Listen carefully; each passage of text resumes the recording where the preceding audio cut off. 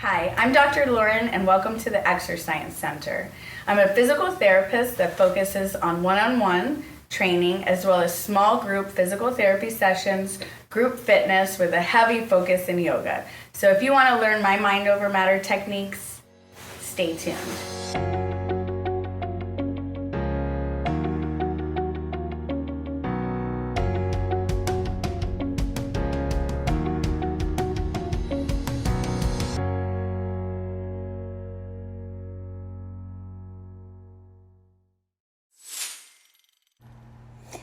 Hi guys, so you saw that intro. I wanted to make this first real YouTube video for the posture because it's so important to me. The first exercise we're gonna do is a chin tuck. So you wanna find your chin where it is and then give yourself a double chin. Try not to stick it out too far. You're just going where you naturally are and then bringing it in. So sometimes I like to bring my finger there so I don't go past it. Because it's difficult to bring your head back, sometimes people shoot it forward. The second exercise is for the shoulders. You can do it sitting or standing, with weights, with a machine, but all of this can be done without machines. We can do this every day, just bringing your shoulders back, squeezing the shoulder blades like you're rowing a boat.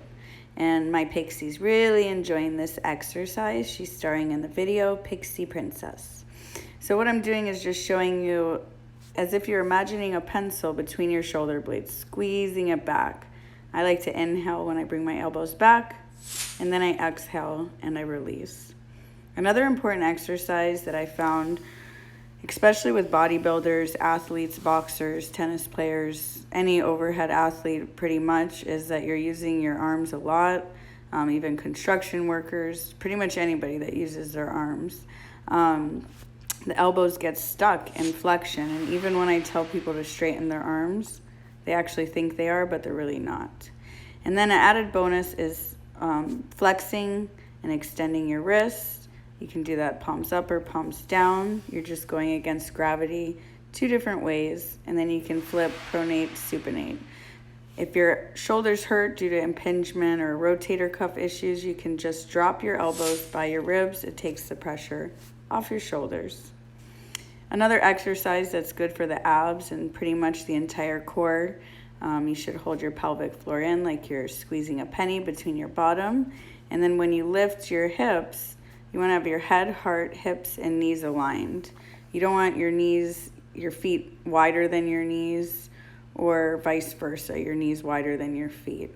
So you just bring your feet right under your knees, and then you lift your hips so they're in line with your knees.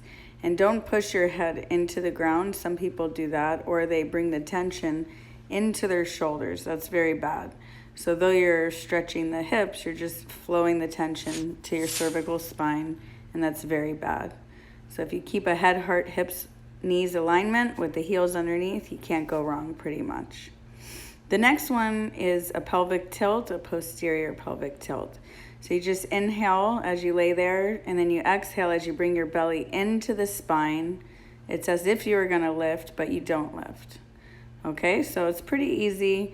It takes some time getting used to it, and that's why it's always good to book a session with me just to get your exercise prescription to know you're doing it right. Because exercising wrong just feeds into the bad posture that you may or may not have.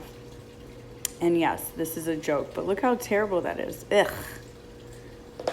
Right? You want to sit up. The next one is sit to stand. So it's best to start from the edge of the chair, aligning your head. And then you want a 90-degree angle from your knees to your feet to your hips to your shoulders to your knees. 90, 90, 90. Preferably with your ankles too. When you get up, you just want to sit right up, head, heart, hips, heels. I love to align all the H's. It's something I say in all of my classes. You can hear it all the time. So you just sit up, head, heart, hips, heels, squeeze the shoulder blades, squeeze the glutes, the thighs. Even you can look up as a bonus, okay? If you need your upper arm support, you can use your legs, you can use a chair, or you can even get a chair with arms. Just know that the chair can flow backwards and never engage in activity that you have not already been approved by your primary care physician or someone like myself to screen you.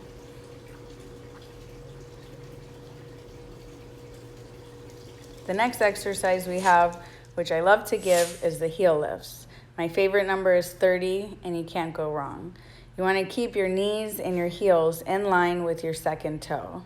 And yes, this is Bugsy being featured in the video. He's my little cute Chewini, and Pixie's waiting patiently on the stairs. But every time you lift, you want to do it with control, up and down, slow and controlled movement with a purpose. That's what exercise is. When people say, oh, I cleaned my house all day, I did this, I did that. That's not slow and controlled, purposeful movement, repetitive exercise for a goal. So this right here, if you do this every day, you can't go wrong. You'll align your spine and free your mind. Posture is everything. I am the posture police. So if you just think of the H's, head, heart, hips, if you're standing at the heels in, you'll be just fine. And don't forget to go outside, look at the clouds with your family, find the moments to look up, find the moments to look far away, because we need to do this for our eyes, our body, and our mind. Have a great day, and thanks for listening.